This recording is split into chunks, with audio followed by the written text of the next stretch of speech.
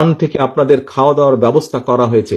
এই অর্থটি দলের নেতাকর্মীদের চাঁদার বিনিময়ে অর্থটি ধীরে ধীরে গড়ে উঠেছে। সেই ফান্ড থেকে আপনাদের খাওয়ার ব্যবস্থা করা হয়েছে। দয়া করে এই অর্থটি অপচয় হতে দেবেন না। এত বড় সমাবেশ হয়ে গেল, আমরা কি কোথাও চাঁদা তুলতে বলছি? কাউকে বলি নাই। আমরা নিজেরাও কারো কাছে চাঁদা চাই। এখন কেউ বিশ্লেষণ করে 100, কেউ 200 কোটি। আপনারা শুনবেন যে কেন্দ্রের কয়েক কোটি খরচ হয়েছে। অবশ্যই এরকম হিসাবে আপনাদের শোনার অধিকার আছে।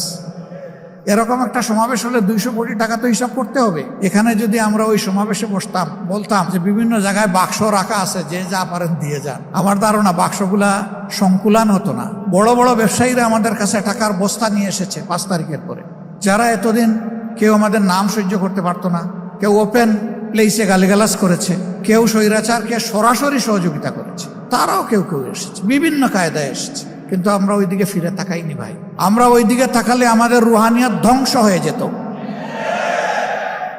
আঠালের মতো লেগেছিল কেউ কেউ 1 কাপ চা খাওয়ার দাওয়াত, যখন সাড়া দিতে পারলাম না বলে যে 5টা মিনিটের জন্য আসবো ওনার বাসায় যদি 1 কাপ চা খাইতে পারি, এটাও সাড়া দিতে পারলাম না। তারপরে বিশাল এক অ্যামাউন্টের প্রস্তাব দিয়ে পাঠাই দিচ্ছি।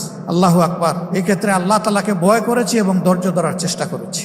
এখন 1 সপ্তাহে যা খরচ হয়, এক সময় সংগঠন 2 মাসেও তা খরচ করতো না।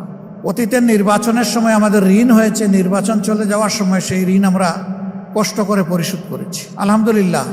এই যে মুমিনদের অন্তর আল্লাহ তাআলা নরম, তরল, কোমল, মানবিক, দরদি, মায়াবী করে দিয়েছেন।